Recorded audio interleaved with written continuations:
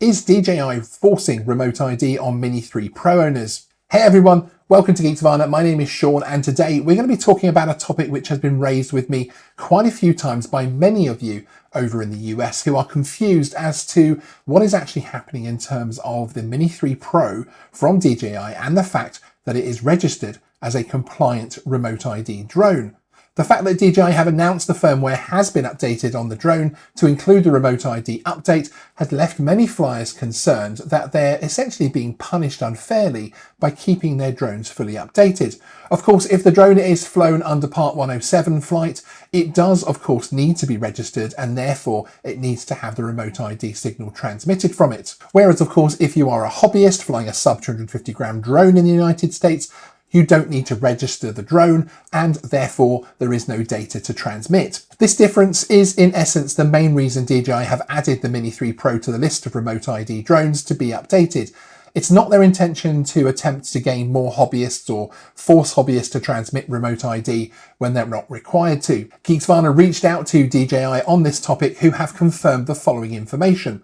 Although once the remote ID has been made active on the Mini 3 Pro, you will not be able to turn it off again. You are able to ignore the prompt without updating the information on the device. The drone will still fly. So essentially, when the drone asks you for your remote ID information on the Mini 3 Pro in particular, you'll be able to ignore it and carry on.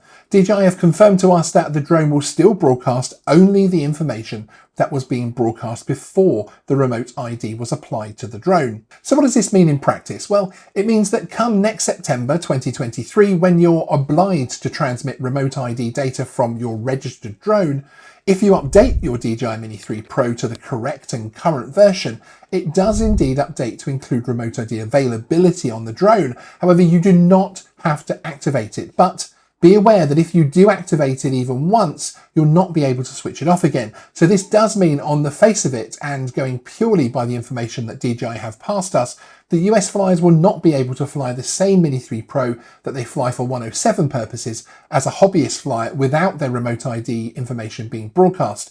This would take a second drone. However, hobbyists who have not registered their sub 250 gram Mini 3 Pro will not need to enter the data, which of course by the very fact it isn't registered, doesn't exist, but will be able to continue flying the drone as normal. There will be no restrictions or any issues thrown up by the Fly app at all. That obviously will be very different in terms of the heavier drones, which must have remote ID information entered.